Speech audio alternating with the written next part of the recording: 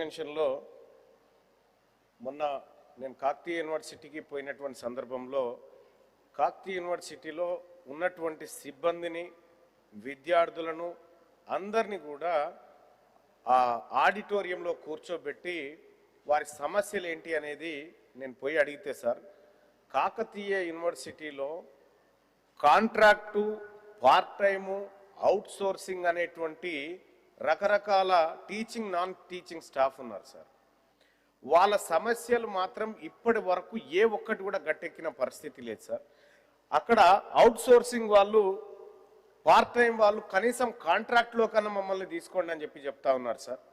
ఈ కాంట్రాక్టు వాళ్ళని ఏదైతే ప్రొఫెసర్లు అసిస్టెంట్ ప్రొఫెసర్లుగా తీసుకునే సమయంలో వాళ్ళకు కొంత వెసులుబాటు ఇవ్వండి అని చెప్తా ఉన్నారు సార్. ఇది ఒక కాకతీయ విశ్వవిద్యాలయానికి సంబంధించినటువంటి అంశమే కాదు సార్. ఈ అవుట్ సోర్సింగ్ సమస్య ధర్నా పార్క్ కాడి నుంచి మొదలు పెడితే మొత్తం తెలంగాణ అంతటి ఉంది సార్. గతంలో మంత్రి గారి దృష్టికి తీసుకుపోయినాం సార్. ఏమని అవుట్ సోర్సింగ్ విధానాన్ని రద్దు చేసి ఒక కార్పొరేషన్ పెట్టి ఆ కార్పొరేషన్ ద్వారా నేరుగా వాళ్ళకు జీతాలు పోయేటట్టు చూడండి సార్. మనం ఇచ్చేది ఇస్తా ఉన్నాం కానీ మధ్యలో కమిషన్లు పోయి అసలైనటువంటి ఉద్యోగికి ఏం దొరకలేదు అనేటువంటి మాట గతంలోనే చెప్పినాం సార్. మొన్న ఏం జరిగిందంటే సార్ ఇక్కడ ఈ మీటర్ రీడింగ్ తీసేటువంటి వాళ్ళు ఉంటారు సార్. ఏది కరెంటు మీటర్లకు రీడింగ్ తీసేటువంటి వాళ్ళు ఉంటారు సార్. ఎన్పిటిసిఎల్లోనేమో వాళ్ళకి 30 రోజుల పని దినాలు దొరుకుతాయి సార్.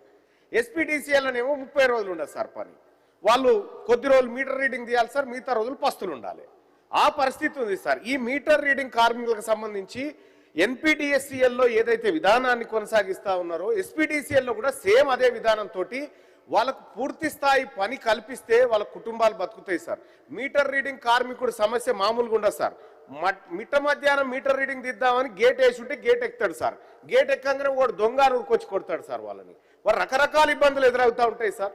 సో అటువంటి వాళ్లకు మనం ఈ అవుట్ సోర్సింగ్ పద్ధతినే కాకుండా సార్ ప్రభుత్వం ఒక సపరేట్ కార్పొరేషన్ వేసి దానికి ఒక పాలసీ తీసుకొచ్చి 19-20 వేల రూపాయలు ఇస్తుంది సార్. ప్రభుత్వం ఇస్తలేదని కాదు సార్, ప్రభుత్వం ఇస్తుంది. అతనికి పోయేసరికి 11,000 12,000 పోతుంది సార్. ఈ మధ్యలో ఇవన్నీ కటింగులు పోతా ఉన్నాయి సార్ వీళ్ళ ఏజెన్సీల కారణంగా.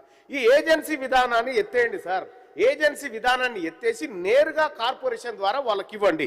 రెండోసారి ఇక్కడ ఇదే ఇందిరా పార్క్ దగ్గర సార్ మనం ప్రభుత్వం అనుమతిస్తాం. గతంలో ఇందిరా పార్క్ మూవ్ చేస్తే ఈ ప్రభుత్వం వచ్చిన తర్వాత ప్రజలు నిరసన తెలుపుకోవడానికి తమ అభిప్రాయం తెలుపుకోవడానికి ఒక వేదిక ఉండాలని ఈ ప్రభుత్వం ఇందిరా పార్క్ ఓపెన్ చేసింది సార్.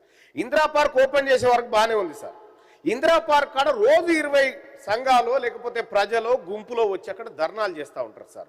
ఇందిరా పార్క్ సంబంధించి ఇప్పుడు సార్ ఇదే సభలో మనం స్పెషల్ మెన్షన్స్ అది తీసుకుంటా ఉన్నాం సార్, క్వశ్చన్ అవర్ ఇస్తా ఉన్నాం సార్, అలాగే నోటీసులు ఇస్తా ఉన్నాం సార్, ఇవన్నీ చేస్తా ఉన్నాం సార్.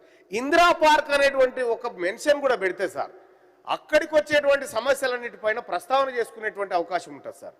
ఎందుకంటే నేరుగా ప్రభుత్వం ఇందిరా పార్క్ దగ్గర చేస్తే ఖచ్చితంగా సభలో చర్చ జరుగుతుంది, సభ దృష్టికి పోతుంది అనేటువంటి ఒక అభిప్రాయం ఏర్పడుతుంది సార్. అప్పుడు మనం ఇందిరా పార్క్ ఇచ్చినటువంటి వెసులుబాటు ఏదైతే ఉందో సార్ అది ఇక్కడ ప్రస్తావన జరిగితే పూర్తి న్యాయం జరిగినట్టు జరుగుతుంది సార్. ఇక రెండో అంశం సార్ విఆర్ఏలకు సంబంధించిన లొల్లి కూడా ఇందిరా పార్క్ అని అవుతా ఉంది సార్. నేను పోయిన విఆర్ఏలు సార్ 3,000 పైచిలకు మంది విఆర్ఏలకు ఇంకా నియామక పత్రాలు ఇవ్వలేదు సార్. కారణం ఏంటంటే సార్ ఓఎస్లు అంటే ఆఫీస్ సబార్డినేట్ గా పనిచేస్తున్నటువంటి వాళ్ళు ఎవరైతే ఉన్నారో మాకు జూనియర్ అసిస్టెంట్లు ప్రమోషన్లు వస్తాయి, మీరు నేరుగా విఆర్ఏ నుంచి జూనియర్ అసిస్టెంట్లకు తీసుకుంటా ఉన్నారు ఉన్నత విద్యా అర్హతలు ఉన్నటువంటి వాళ్ళని అని చెప్పి వాళ్ళు కోర్టుకు పోతే కోర్టు ఆపేసింది సార్. సార్ నేను ఏమంటున్నా ఫస్ట్ సబార్డినేట్ ఉద్యోగాలను ఇవ్వండి సార్. ఈ 3,000 పైచిలకు మందికి ఇప్పటికీ 600-700 మంది చనిపోయినారు సార్. దయచేసి ఆ విఆర్ఏల అంశం కానీ ఇటు మీటర్ రీడింగ్ కార్మికులకు కానీ కాకతీయ యూనివర్సిటీకి కానీ వీళ్ళందరికీ న్యాయం చేయమని చెప్పి ఇవన్నీ సమస్యలే సార్. ఇందిరా పార్క్ సమస్యలు ఇవన్నీ దయచేసి దీన్ని ఇందిరా పార్క్ స్పెషల్ మెన్షన్ కింద కన్సిడర్ చేయండి sir. Thank you. Honourable minister అధ్యక్షత నోట్ చేసుకున్నాను. అధ్యక్ష భానుప్రసాద్ గారు.